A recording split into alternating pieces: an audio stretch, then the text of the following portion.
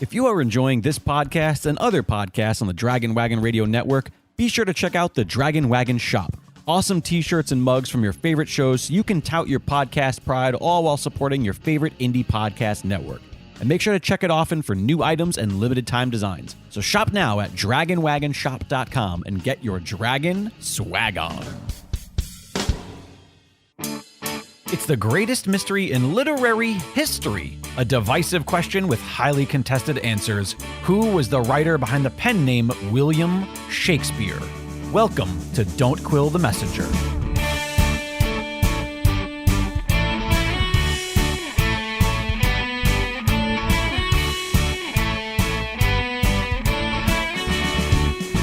Here's your host, Stephen Sable. Welcome back, fellow Quillers, to another exciting episode of Don't Quill the Messenger, brought to you by the Shakespeare Oxford Fellowship. ShakespeareOxfordFellowship.org. That's the website you want to visit for all things Shakespeare Authorship Question. We hope that you'll explore the site and do some researching on your own, because, of course, the theme of our show is to keep asking questions. And today's episode, we welcome back Professor Roger Stritmatter, who is a full professor of humanities at Coppin State University, as well as one of the leading authorities in the Oxfordian movement. Welcome back to the program, Roger.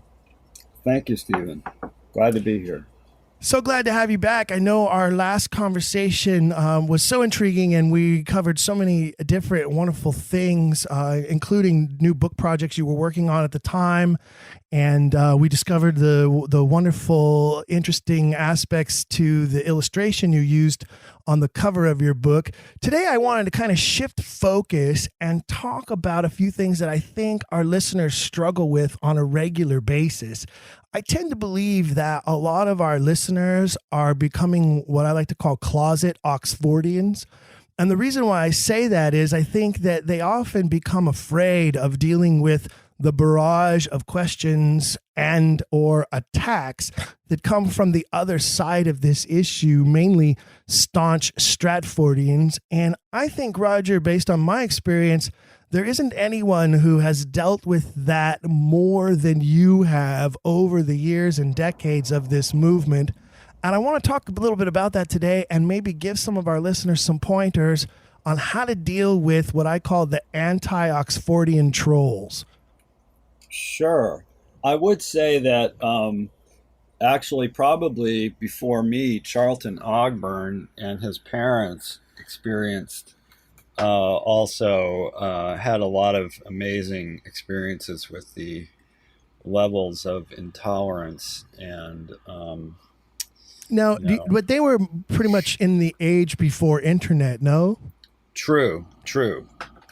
So they must have received like hate mail and letters and that kind of thing, snail mail style, and maybe not quite as instantaneous and not as much like the 24-hour, news cycle that we have today. But today, with the way that we have so many social media platforms and the instantaneousness of internet posts, I would think that the front lines are a lot more deadly than they used to be back in their day, wouldn't you think? Well, there's a lot more crap flying around, that's for sure. I know that in addition to being a forward face of Oxfordianism, and especially because of your position at a prominent university in academia, that you must catch a lot of attacks from colleagues in the field, as well as, like I said, staunch Stratfordians and those who would call us flat earthers and Holocaust deniers and all the ad hominem attacks that we deal with on a regular basis. But also, I know that you curate or monitor a couple of different websites or social media platforms where a lot of this exchange occurs. Can you tell us a little bit about some of those platforms and what they are and how things tend to progress or digress there? Yeah, well, the most important one, I think, is YouTube. Because at this point, one of the things that the post-Stratfordians, as I like to call us, the people who we may or may not be convinced that it was Oxford, but we realize that the traditional story is just the flimsiest, stupidest thing, in the history of ideas. We didn't have anything out there really 6 or 8 years ago on YouTube, and now we've got hundreds of videos, some of them very good, and most of them worthwhile in some way. And I've also noticed on that venue, on the boards that I visit fairly frequently just to see what's going on, the usual trolls are a little bit in retreat right now. And Really? I'm not quite sure why that is. Yeah. So you think we maybe have them on the run a little bit? Like we've actually gained some ground in this battle? Definitely. They've definitely been deflated. Now, they're like the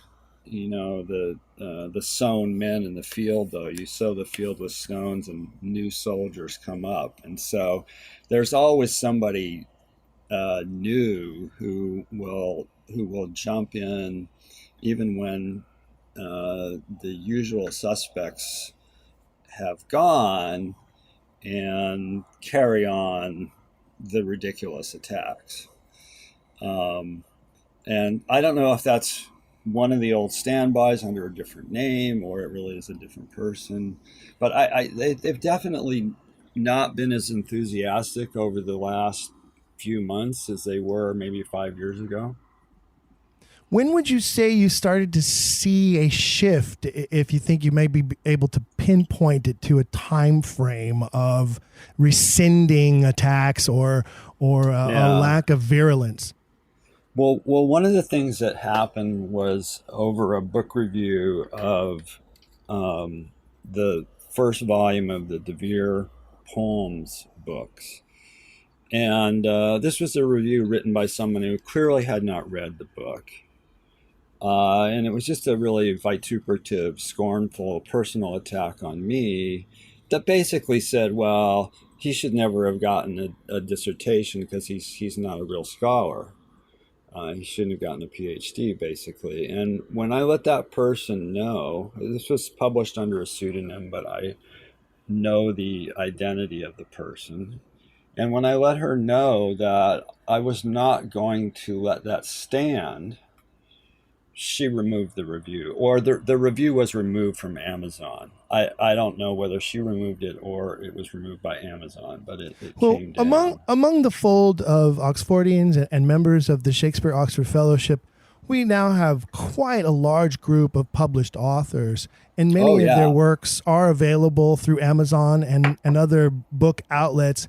And occasionally we do see some, hateful or very negative reviews. How often would you say that some of those reviews are by people who actually have not read the contents of the book and are just attacking because it is alternate to their viewpoint? There are 2 or 3 of the most regular reviewers on Amazon who are well known for, and sometimes admit even in their reviews that they haven't read the book. The interesting thing is that the Amazon policy would appear to be that if they mentioned in the review that they haven't read the book, it can be removed for that. But as long as they don't say that, the most ridiculous, absurd horseshit, written by people who, when you ask what qualifications do they bring to this discussion, and they bring no qualifications whatsoever. And they're just being attack dogs. I don't know if these people are, have mental problems or if they're being paid or both. We don't know. But a good percentage of the negative reviews on Amazon are written by such persons. And those reviews are echoed in the YouTube videos that you find at the Shakespeare Oxford Fellowship YouTube channel? It's not necessarily the same individual in this case. The two people I'm thinking of mostly show up on Amazon. But there is, as you know, this organized effort, this website called Oxfraud.com. It's basically the argument that begins and ends with the ad hominem, you know, and also begs the question, why only Oxford? You know, where's Bacon fraud, Marlowe fraud, etc.? Because the orthodox power structure, and I use that term advisedly, but I think it is apt because we do have a probably around $500 million a year tourist industry in Stratford. Absolutely. That believes, mistakenly in my opinion, but they believe it. It's a mistake. It's wrong. But they believe that we are somehow threatening their livelihood. I think what we're doing is giving them an opportunity to tell a much more interesting story. A much more interesting story. But I'd have to agree with that. I think if they embraced the Shakespeare Authorship Question, they may see an uptick in attendance at their tourism sites, especially if they were to embrace that there are questions. Well, we're not sure if Shakespeare slept here, or we're not sure if this was actually Shakespeare's home, or this is where Shakespeare did any writing at all.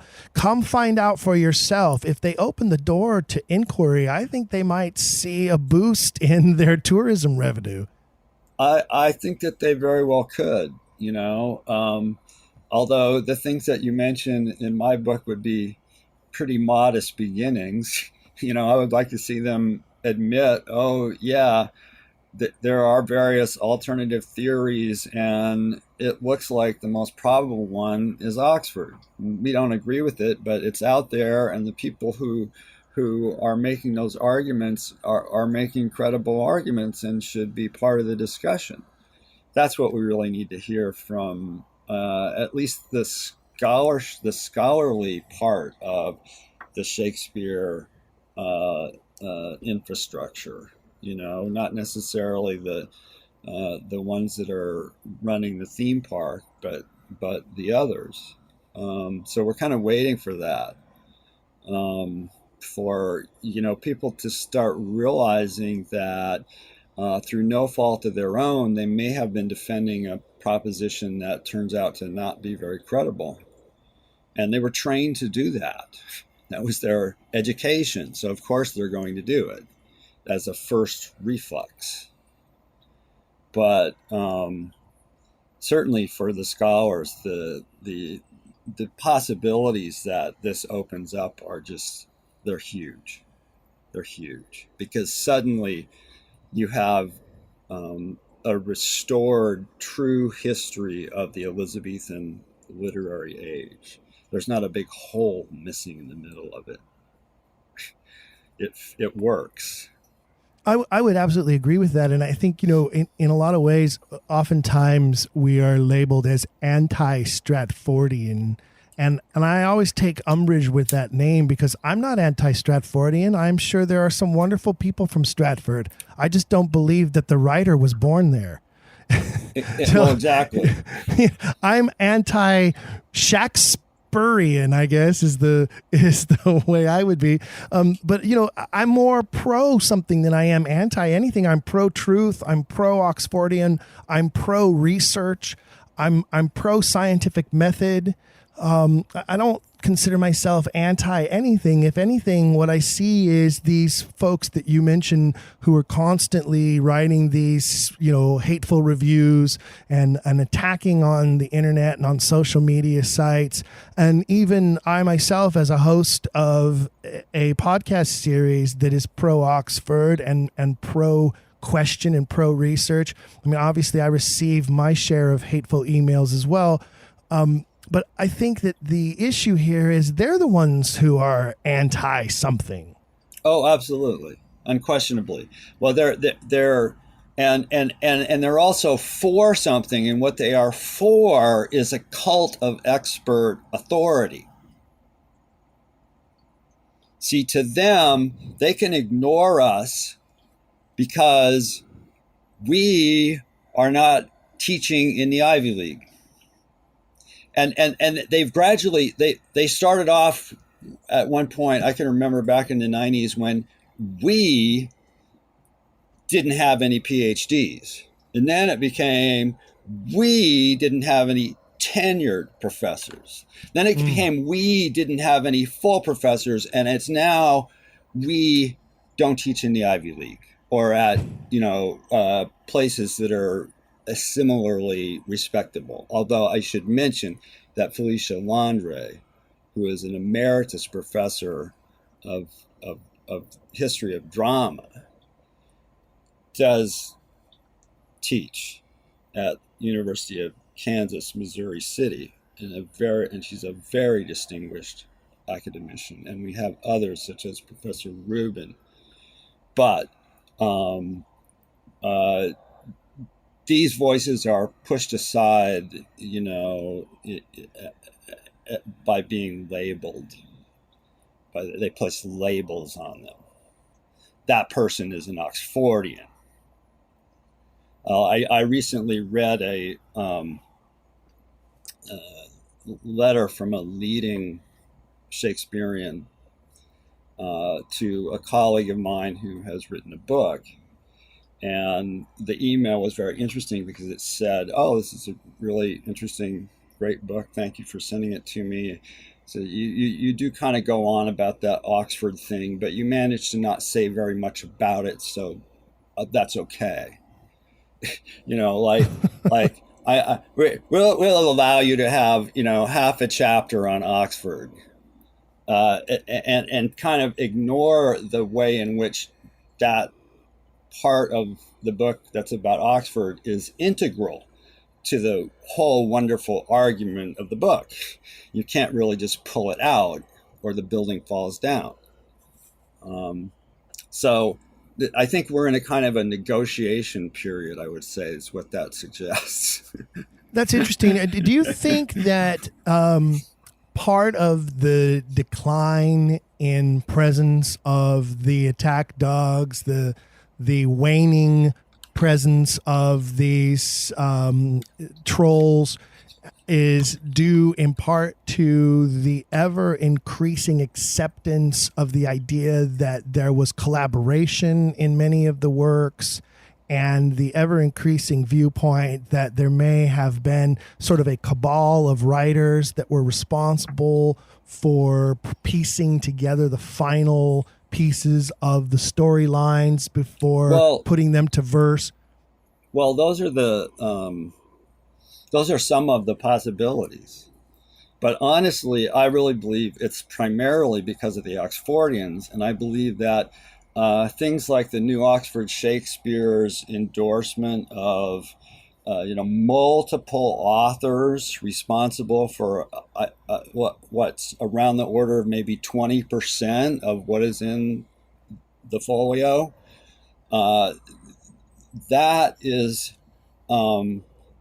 a reaction in significant measure to the Oxfordians. That is making authorship safe because you don't have to mention Oxford, and suddenly you can just throw out all of the old scholarship that said, well, Shakespeare wrote it because it's in the first folio and it has its name on it.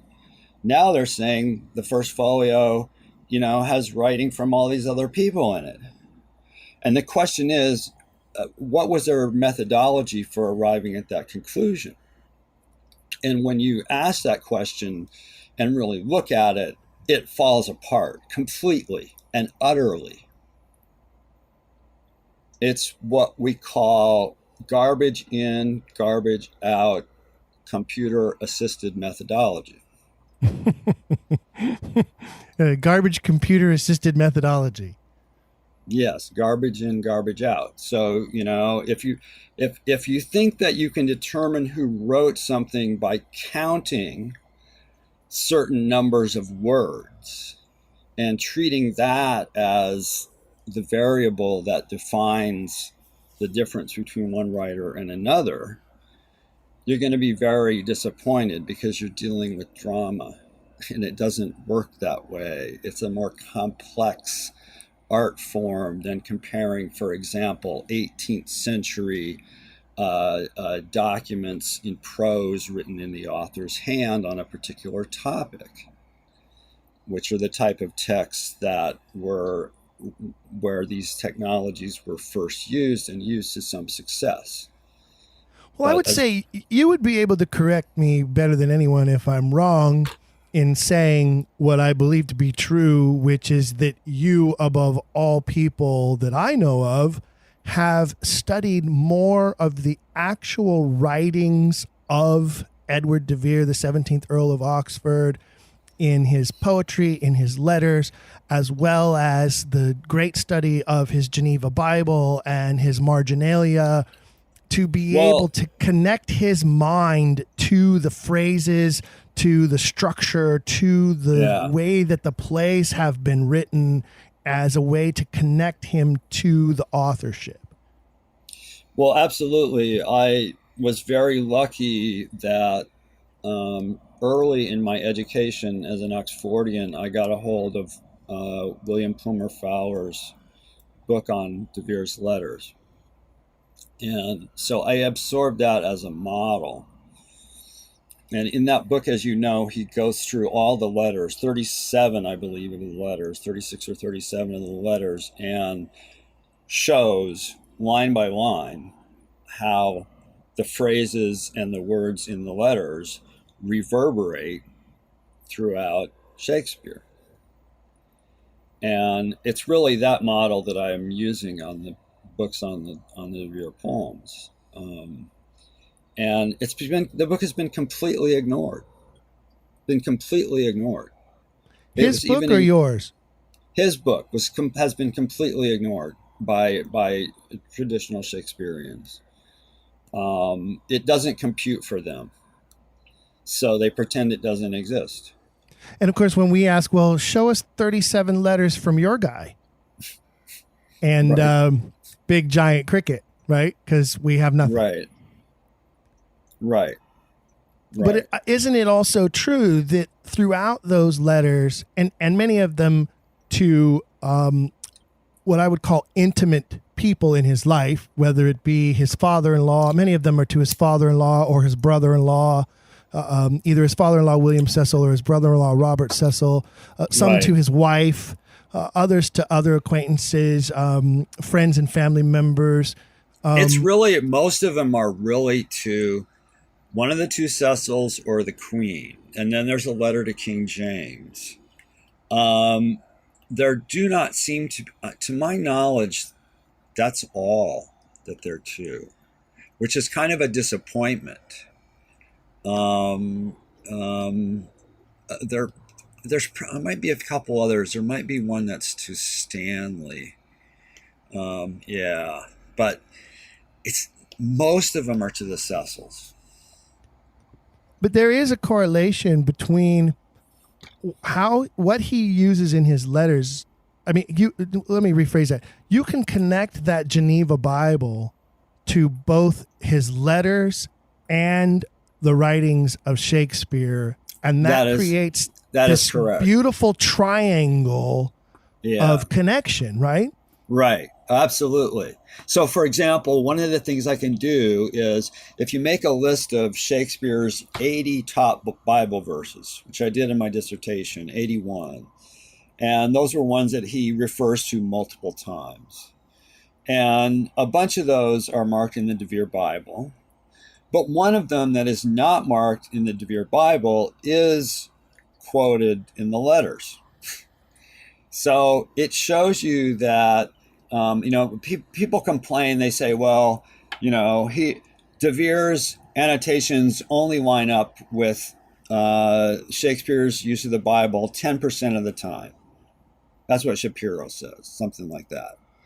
Well, even accepting that were true, that it was that low, that it was only 10%, and that's how you should look at it. It begs the question of what we should expect. I mean, there's no there's no real yardstick for determining the answer to this question. How many of the verses that the person who wrote Shakespeare marked in his Bible would he use in the plays? We don't know the answer to that. Well, except we do actually, by studying these two things, we can see what it is. And it's way more than 10%.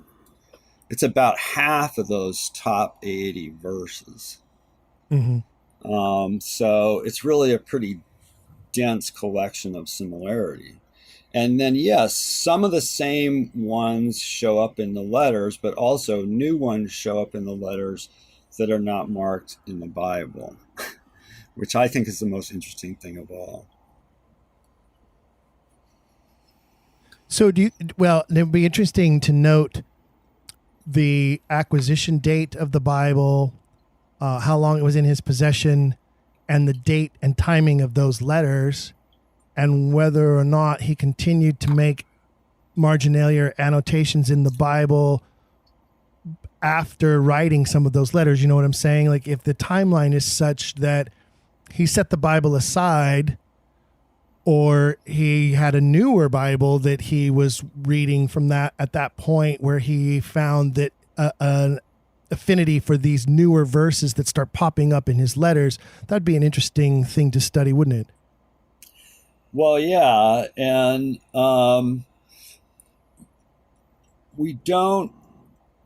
unfortunately, we don't really know when the annotations in the Bible were made. They do have interesting patterns, for they're in different colors of ink. And so it would appear that at least some of the time, the different colors of ink represent different readings. But whether he went through all the verse numbers that are underlined in red, which is really interesting because red means being in debt, and he had significant financial issues throughout his whole life. He had lots of money, but he was in debt a lot too. We don't know if all those, which are in the Old Testament, the Apocrypha, and the New Testament, were those all done in one reading all the way through? Not likely. But in other groups, and it's obvious that he's keeping track of what the Old Testament, the Apocrypha, and the New Testament are saying about money and financial responsibility and almsgiving. He's very interested in those things. That's one of the main strands of interest. Another one. Well, avarice was definitely one of his 7 deadly sins. Avarice? Yes, avarice. Why do you say that? Well, because he had this need for cash all the time, so he was trying to acquire it or regain it or get it back, only to then be a spendthrift and blow it all the time. Right. But why? So this is why we have to ask ourselves, why was he like that? You cannot separate him being like that from the social forces that acted upon him from the time that his father died when he was 12 years old and he inherited all this. Think about it. The more money he spent as a ward, the more money those whose wardship he was in made, because they made a percentage. So I think that he was encouraged from a very early age to not understand the economic consequences of his own actions. Interesting. And I think that this is the kind of thing that we've lost in the discussion because of the predominance of, Oxford, the monstrous adversary image. To me, the most interesting thing that the man bought, other than the books, that we have records of him buying a number of books, including this Bible, as you know. But he also made a purchase at one point of 12 pairs of Spanish shoes. What would you use 12 pairs of Spanish shoes for? Well, I tell you one thing you might use it for. It might be for the actors. Yes, costumes. I myself own 40 pairs of Roman sandals. Why do I own 40 pairs of Roman sandals? Because I had to produce a production of Julius Caesar. That's why. And so you have invested a lot of money in costumes, right? Amen. Oh my God. I think he did the same thing. I think that was one. And I'm not saying that he wasn't also sometimes a vain, classy dresser who would spend a whole shitload of money on clothes. Those people did. In fact, it was famous that they bankrupted themselves on a suit of clothes to welcome Queen Elizabeth to their estate on progress. That's how status conscious these people were about what they wore. It's too bad that the list doesn't say 12 pairs of shoes, 3 size 9, 4 size 10, right.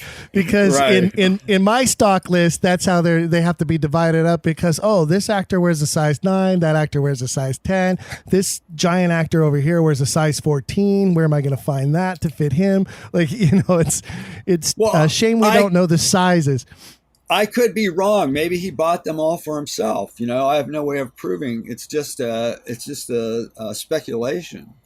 But I think it's the kind of speculation that we need a little more of. We need a little less of the monstrous adversary speculation and a little more that kind of looks at what were the forces that shaped him to become who he was.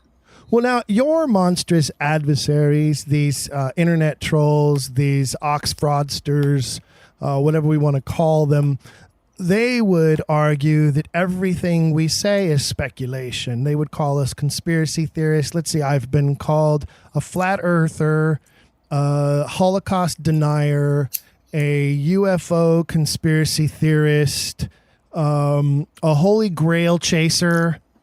Let's see, I'm missing at least one, I'm sure, but I'm sure you might have a few others that are even better than mine. I thought you were an actor, producer, director. Yes, that's true. They missed that one. Well, yeah, of course, that destroys all my credibility on anything and everything.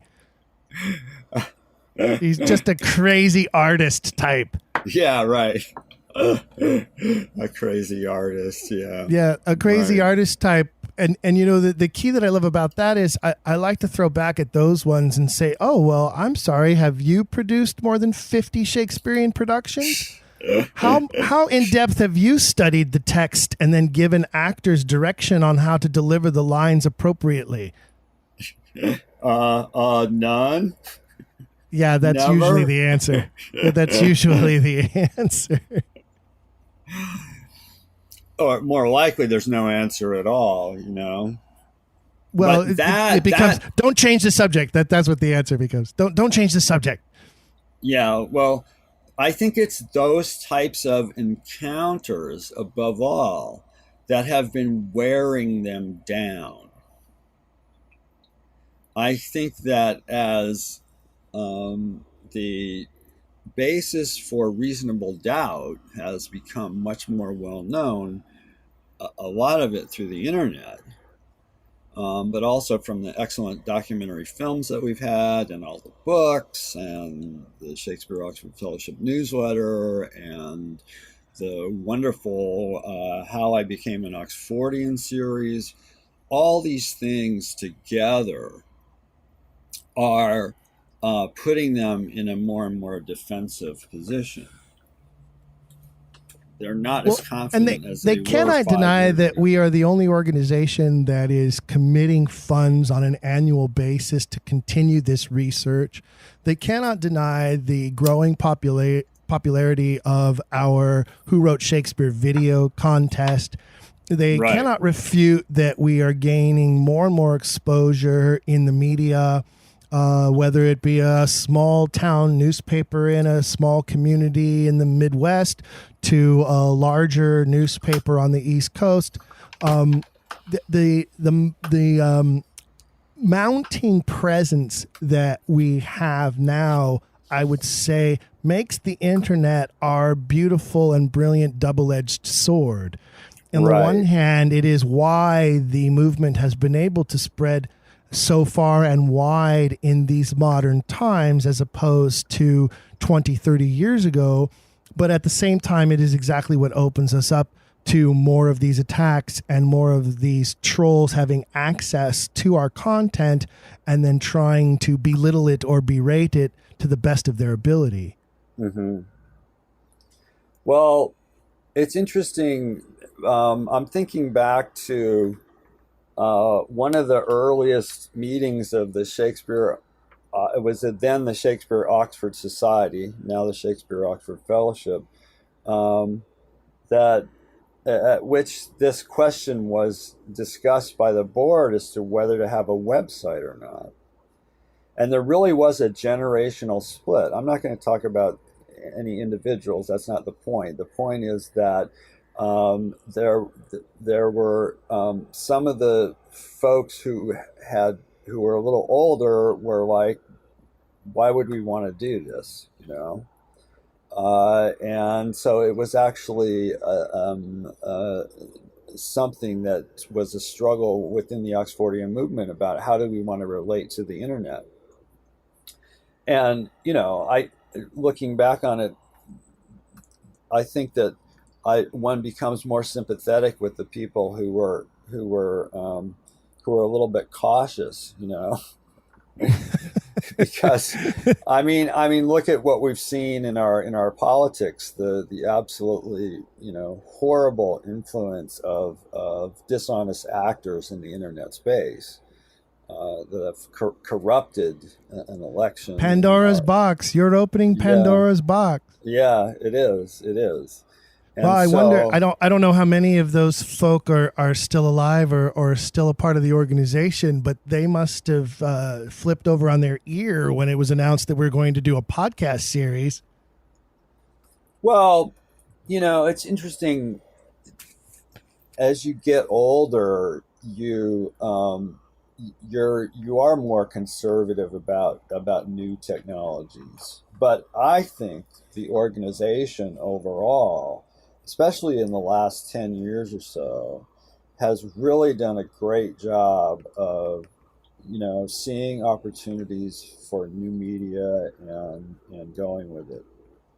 I think we've done a good job, much better job than we were doing, earlier on. And we've got some really top-notch people now who are.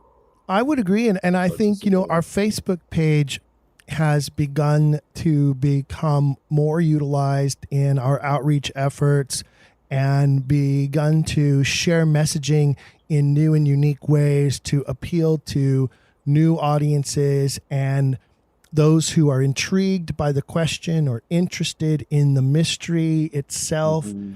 Mm-hmm. And I know that you were somebody who attended, and this is a very interesting aspect of this too, because I'm curious what kind of response you received, because I know you were somebody who attended a conference last fall that was a collection of English teachers from throughout the country. Mm-hmm. I don't remember the name of the organization. I want to say English Teachers Association.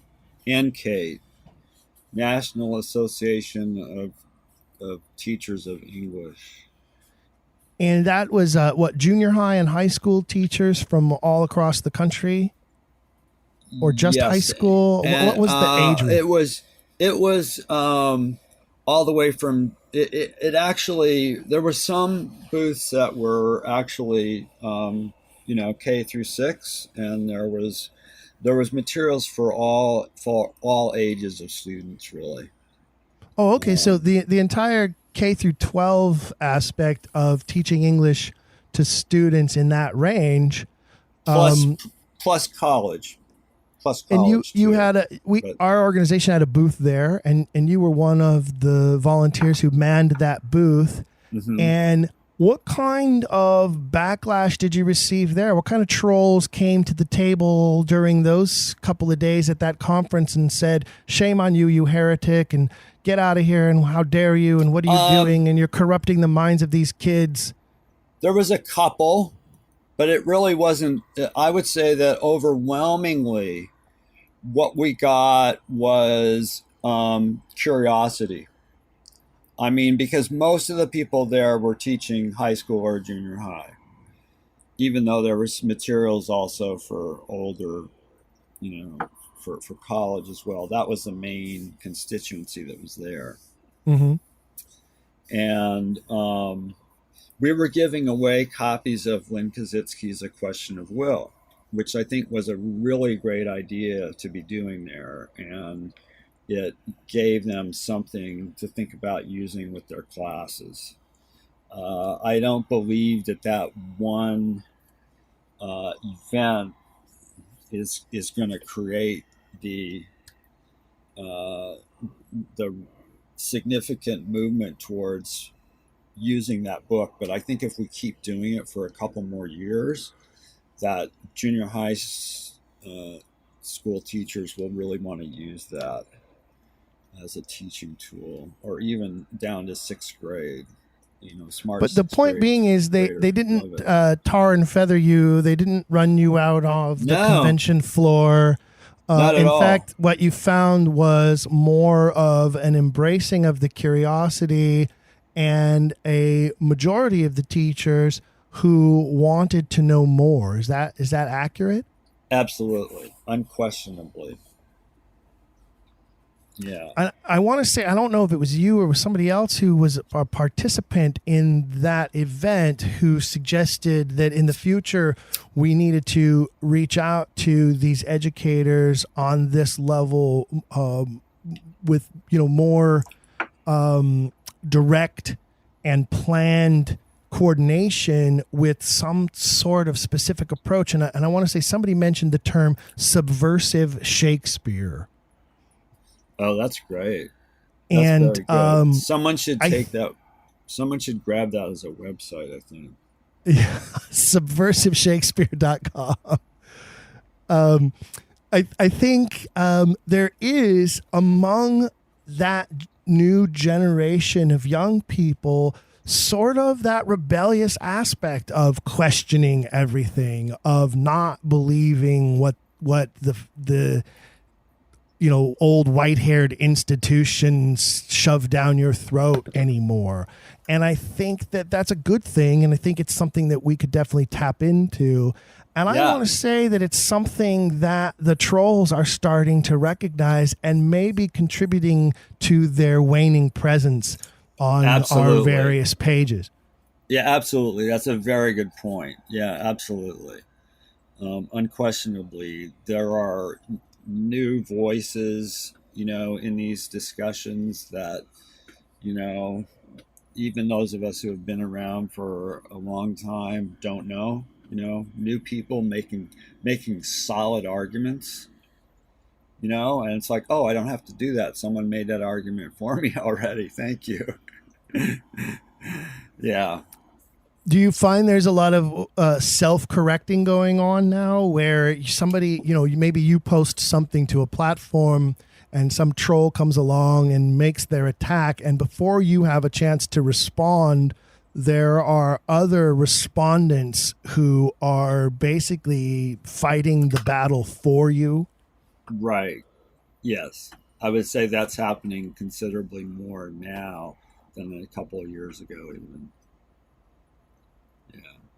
And I think, to me, I think the series, How I Became an Oxfordian, I really think that series is one of the most important things we have going, because it directly confutes over and over and over again in significant detail the stereotypes that the Oxfrods use to try to dismiss their arguments. It shows, who the Oxfordians are. We're a very diverse bunch, but the one thing we have in common, really, is that we think critically about, what actually happened and what is actually going on in these plays and what that has to do with who wrote them.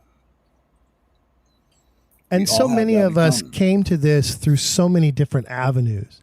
There are There are some that are more prevalent than others. I mean, certainly many of us would mention Shakespeare by Another Name, Mark Anderson's book, as being a common one. Prior to that, of course, it was The Mysterious William Shakespeare by Charlton Ogburn that led many of us to this question.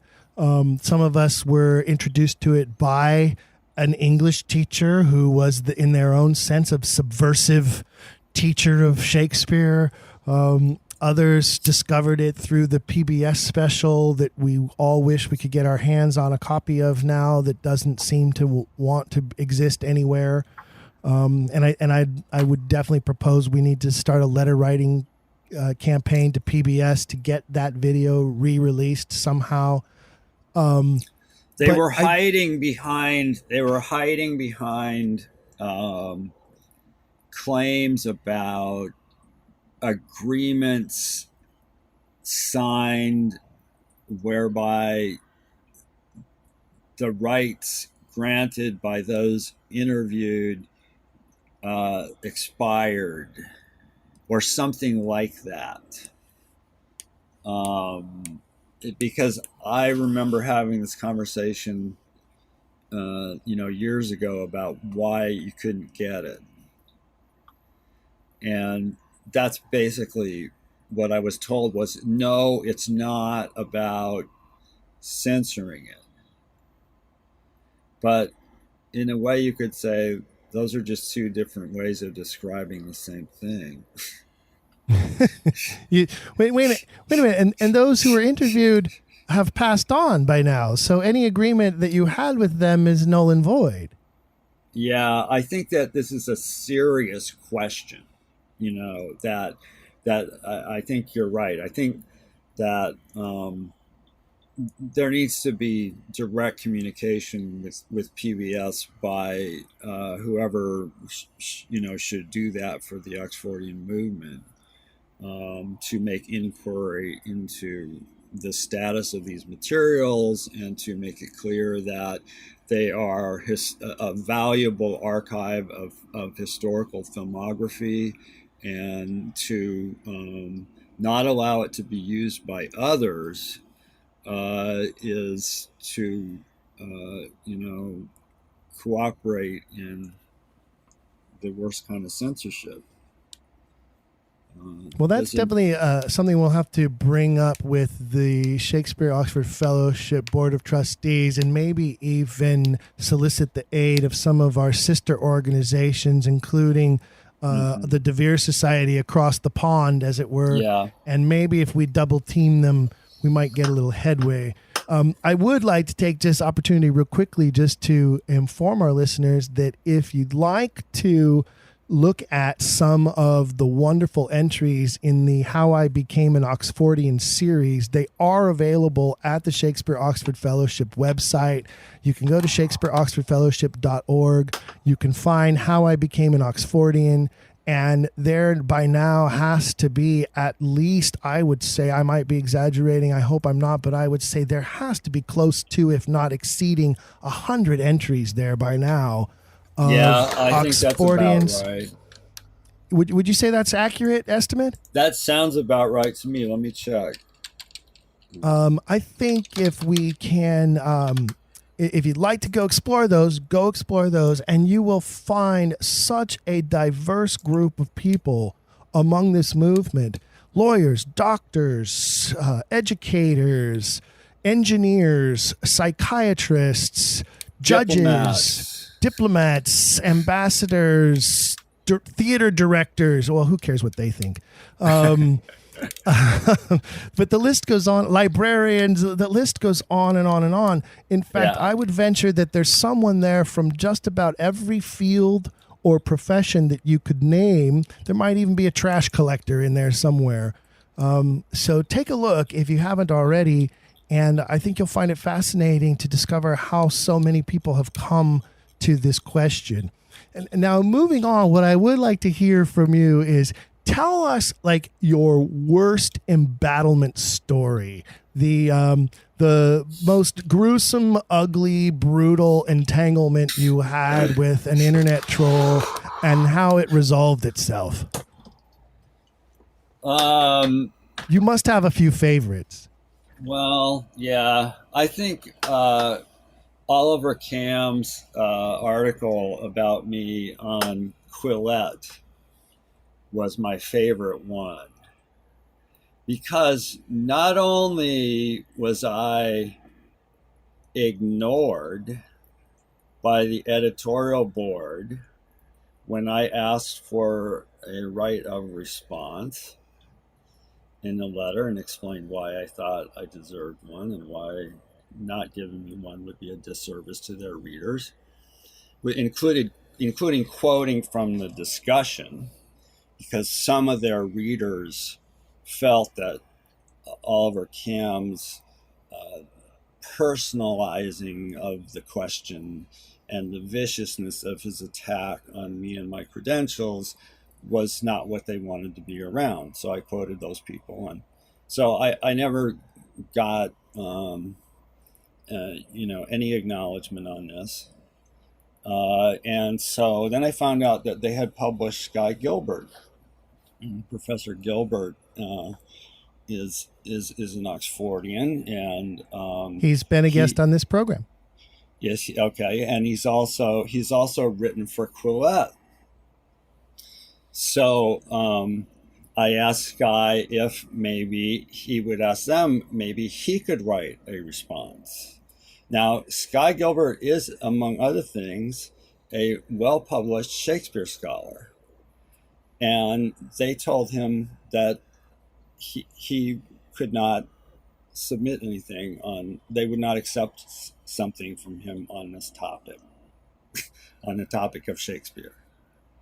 So all of which was to make stand without real substantive challenge this absolutely irresponsible, demagogic attack on me and on the University of Massachusetts for giving me a PhD.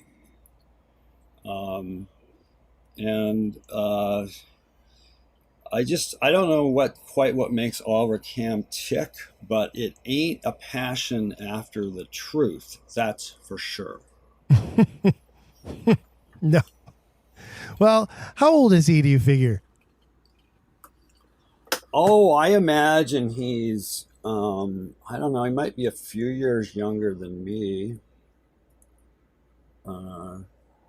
So it's not, 5 or 6 decades of ingrained mythology that we are questioning the very fabric of his being by raising these issues, and it threatens his existence, so he must come out with virulence against it. Yes.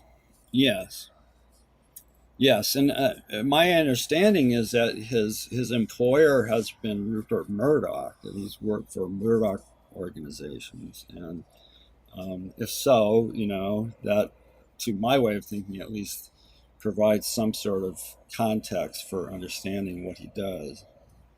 Well, maybe we need to write to Rupert Murdoch. Maybe so. I'd support that. Let's write to Rupert Murdoch. Let's see if we get can we get a Fox News expose, what's the exclusive, a Fox News exclusive. We need to offer that to Mr. Murdoch. Well, actually, I don't even think he's in charge anymore. I think it's his sons who are running that corporation now. But probably, yeah. Probably. So that one is one of your most recent favorites, I take it. Now, I know you've also been a very outspoken critic, in fact, probably the most outspoken critic of, I don't even like to call him Professor Shapiro, but I will acknowledge that is his title. But you've been a very outspoken critic of Shapiro. You've even challenged him specifically in several of your YouTube presentations and conference presentations that are YouTube videoed. So I would encourage listeners, go to our YouTube channel and find Roger's YouTube presentations, including this most recent one when in Hartford, Connecticut last fall, where you were very candid in your challenge to him. Have you ever received any response from him, any reply at all?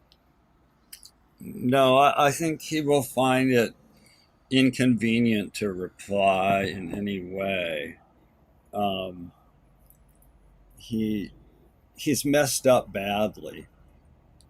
He's a very smart man, talented writer, an engaging speaker, but he himself acknowledges that he doesn't really like to read the plays. He likes to see them in performance and then write about them.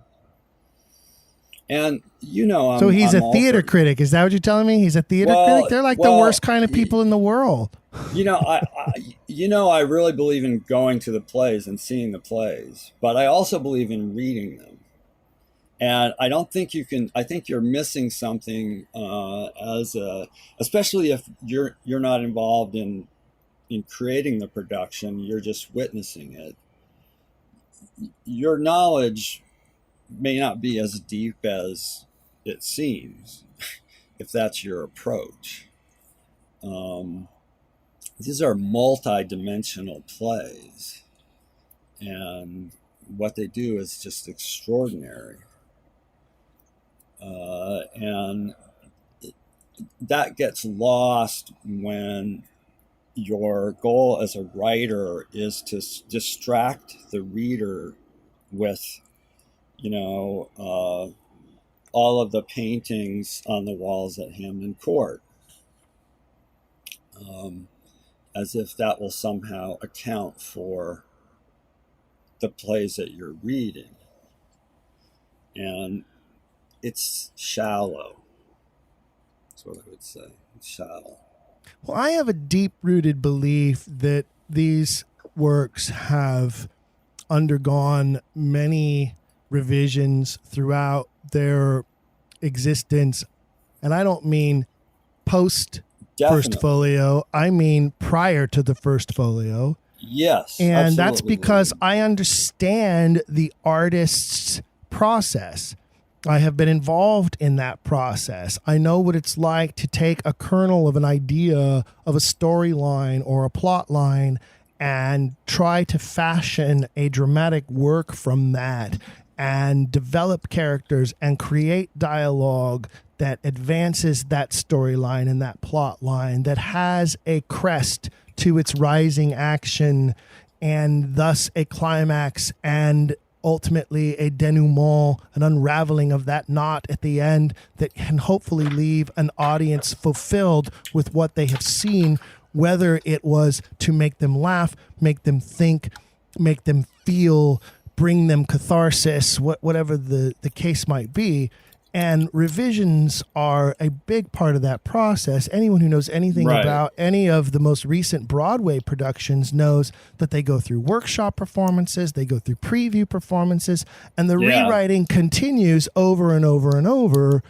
Sometimes even after a show has opened and gone through 100 performances, it will be reworked, revised, and another edition will be released or produced or presented. And I believe that that was true about these works, but I also believe that in the end, he sat down and cleaned them up for posterity to be works of literature. Right. I think that's absolutely right on target. And that's one of the big things the Oxfordians have going for them, is there are a lot of anonymously published plays in the 1580s, and at least one case in the 1570s even, and in the 1590s, that are not considered traditionally to be by Shakespeare, but what they are is examples of those early drafts. And they survive in a sort of a limbo out there, is what do we do with these things? How do they fit into the story of how the Elizabethan drama developed? Well, it turns out the answer is a lot of them are immature works by De Vere, by Shakespeare. And some of those plays, like Edward III, have almost become accepted as by Shakespeare, but there's a bunch of other ones that are just as plausibly by Shakespeare that aren't even really read or talked about or considered. What is the significance of this play for the Shakespeare problem? My favorite one of those is Richard II, Part 1, also called Woodstock. That is an amazing, brilliant play and very fun to produce and perform in. I'm actually not familiar with that piece, so now I have to go look that up and try to find that. We did that. The Hampshire Shakespeare Company did that in, I think it was about 1993, probably, because I had just found this play and I was blown away by it, and I shared it with Tim Holcomb, who was one of the directors and producers in the company, and he loved it, and the company read it and they were like, yeah, let's do this. It has a scene where he talks to his horse and other just very cool dimensions, and it's about censorship. It's transparently about censorship. Sort of like the way Measure for Measure is all about hypocrisy. Yes, exactly. And I could always fashion it. I never understood Measure for Measure until I became an Oxfordian. And then it was so easy for me to understand that here was a man writing about having been thrown in the tower for being caught for having an affair with one of the queen's ladies in waiting, and saying to the entire court, you're all doing it. The only issue is I got caught. Yeah. And that is essentially the play, Measure for Measure. And then he has the line, by every syllable of faithful verity. Yes. Yeah. Then he throws his name in there. Puns, yeah. He puts his word puns in the play. But now I'm going to have to look for Richard II, Part 1. When I first saw Derek Jacobi's Richard II, I said, there's a role I need to play someday. Then I watched the Hollow Crown series and Ben Wisham's portrayal of Richard II, and I said, there's a role I'll never play someday. Why not? Because he nailed it so well and so perfectly, and it's so out of type and out of character for me. I'm 6'5", and this. He destroyed it. He destroyed it for me by playing it so damn well. Wow. I don't know if you've seen that performance, but if you haven't, you need to. I will. I have not seen it, but I will. It's the most magnificent portrayal of Richard II, I think, that exists on film. And I'm sorry to Sir Derek if he disagrees or if he should happen to be listening to this podcast. I love you, Jacoby, but Ben Wisham is the definitive Richard II in my book now. So it's in not closing really up, the one thing I should say, it's not really a part one to Shakespeare's Richard II. It takes place at an earlier period in his reign. And in fact, Richard II opens with the judicial combat. What is the subject of judicial combat in the opening scene of Richard II? It's who is responsible for murdering Thomas of Woodstock. And this play is the story of the murder of Thomas of Woodstock. So that's the connection. I'll look forward to trying to find it, because I think I think that'd be a very interesting read, especially for anybody like me who is as familiar with the canon as I am, and I do hope to produce and direct all 37 plays in the canon at some point in my life. I've made it through 24 titles so far, so I have 13 more to go.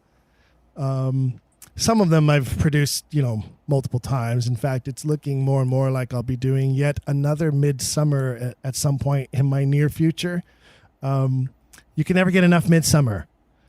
I agree. But there are a few on my list that I look forward to jumping into once I can find the audience for them. I still believe that King John is one of the best of them all, and just so horribly underproduced. Mm-hmm. But before we wrap up, what kind of advice, what kind of tips, what kind of pointers would you give those listening out there who have been paying attention to the podcast, who have explored the website, who have become followers of the Facebook page and are keeping their secret Oxfordian viewpoints to themselves because they're afraid of the derision of their friends and colleagues? What kind of advice might you share with them, somebody who has arguably received and countered more slings and arrows from the detractors than any other that I could think of? Well, I would say that if someone criticizes you in a hostile way on this subject, that means that you know more about the subject than they do.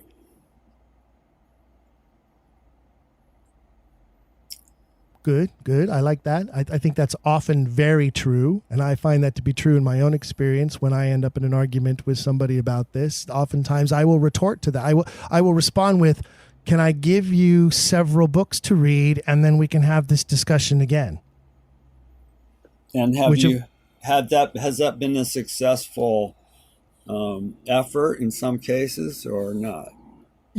I'll tell you, most of the time, no. Mm-hmm. However, right. I do keep multiple extra copies of Shakespeare by Another Name on my bookshelf, so that when I do engage in a debate with someone on this topic and I find that they seem to appear at least open-minded to some degree or interested to some degree, or at least willing to accept that I've read everything about their guy and they've read nothing about my guy. And if they would at least read something about my guy, maybe the conversation could continue more productively. They either need to do that, or they need to just go back to the books that they thought were authoritative and read them with a red pen in hand and pay attention to how they construct their arguments. Why do you have to begin a book saying, let us imagine that? Oxfordians don't have to do that. Not that we don't imagine things, but we don't have to rely on that type of a rhetorical device to preface our biographical treatment. So you're saying, tell them, okay, go back to your favorite book about the life of William Shakespeare of Stratford with your red pen or highlighter in hand, and underline or highlight the moments where it says, we can assume that, we propose that, we believe that, it's possible that. Exactly. And those are present in greater numbers in some writers than others in the tradition of Stratfordian biography. But in the end, all of these biographies explicitly or implicitly are involved in some kind of supposititious methodology. The buildings in Stratford that are said to be like Shakespeare's birthplace and, et cetera, those are not. Those are were buildings that were acquired to serve that role in the theatrical spectacle. So that kind of thing has been going on for a long time in this issue. I don't know if you'd had a chance yet to view the 10 finalists from the 2020 Yes. Who Wrote Shakespeare video contest. And I don't want to sway anyone's vote who might be listening who hasn't had a chance to view them yet. But if you haven't, go view them and then vote for your favorite. You can vote for your favorite at the Shakespeare Oxford Fellowship website. They're each less than 3 minutes. There's 10 of them. It'll be 30 minutes of your time, very well spent. They're very enjoyable. But one particular one comes to mind involving the famous mulberry tree of Stratford in what you are talking about right now, which is a particularly good one. I thought they were all quite entertaining, and you can see the genre developing because for the first time that I recall anyway, at least, or a larger percentage, let's put it that way, of these involved 2 or 3 people acting and collaborating together as opposed to just being one-person productions. Not that you can't have a really good one-person production, but it was fascinating to see how people are getting more creative in their responses to the challenge. I like that a lot. Yes, and I loved the fact that they also, they appeal to different age viewers too. With some of them using toys and sort of stop motion animation. Some of them using grand theatrics. Yeah. Some of them using music to their benefit. I mean, there is a really great selection this year. But definitely the one about the mulberry tree comes to mind when you talk about the fabricated amusement park attractions in Stratford upon Avon, right? And the Disneyland for Shakespeare, as you said at the beginning of this episode, $500 million? Is that what you said it was? That's a good guesstimate, I think. Yeah. It's certainly a tremendous amount of money and a tremendous amount of people who are now dependent on that money. And as we all know, once a large group of people become dependent on a revenue source, they will fight tooth and claw to maintain that revenue source, regardless of whether it's just or right or what is the truth. Right. So the advice is, tell them to go read a book about Oxford. Tell them to go back to their favorite book about Shakespeare of Stratford and look at it through a different lens. What else might you advise our new followers on how to deal with that uncomfortable discussion at the family dinner table? Well, I hate to keep beating the same drum, but I think reading the How I Became an Oxfordian series would be one of the best possible preparations for that, because that gives you an idea not only what are some of the arguments that have swayed other people, but who those other people are. And both of those things are important. The orthodox Shakespeare authorities sort of jaundiced way of looking at who they think the Oxfordians are is so far from the truth. And so I think that for me anyway, I go and I read it and I'm like, wow, look at this person, this person fixes jet engines for a living, or this person has worked for many years as a teacher and an artist, and does readings of poetry in public. PhD in French studies, in Renaissance French studies. These are who the Oxfordians are now. And I think, seeing that encourages me. that, I may be on one topic or another off on my wild goose chase, but that, this larger movement that I'm part of is really coming into its own and gaining a critical mass for significant change. Well, I would say some of the best news, and I'm so glad that we checked in with you today to find out this news. But I would say some of the best news is that the combatants are retreating, and that for now, at least, and for the foreseeable future, as we move forward with our online symposium coming up this fall, and more research that we are investing in and supporting, the continuation of this series, the success of our now 4th annual video contest, and further activities that I know the organization is going to engage in throughout this year and into next year. I would say that we are gaining the upper hand, and we have the adversaries, as it were, on the run, and that's great news to hear. And I hope that that will encourage our listeners to embrace the question, to embrace the truth, and above and beyond anything else, to keep asking questions. Absolutely. Thank you, Roger. It's been a pleasure to have you back on the program again. I can't wait to have you back again for a future episode about the current work that you're doing on the next book that's coming. And I know that you're also focusing on educational materials that we can distribute to educators at the junior high and high school level to help them teach this subject in their classrooms. And it will be very exciting when we can get that in the hands of teachers across the country and the globe. Because it'll be out soon.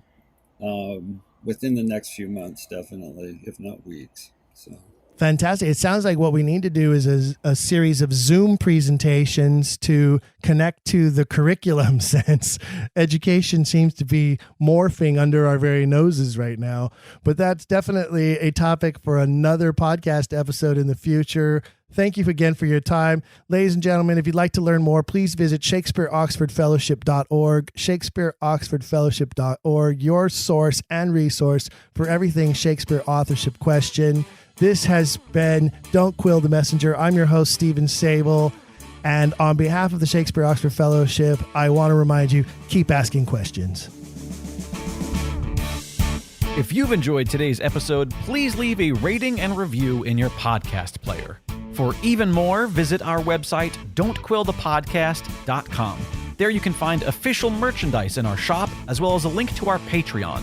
This show is made possible by people like you. We hope you'll consider showing your support by becoming a monthly patron, where you'll receive bonus material and tons of exclusive perks. You can also join in the conversation on our Discord and by following us at Don't Quill the Pod on all social media. All of this can be found at don'tquillthepodcast.com, don'tquillthepodcast.com.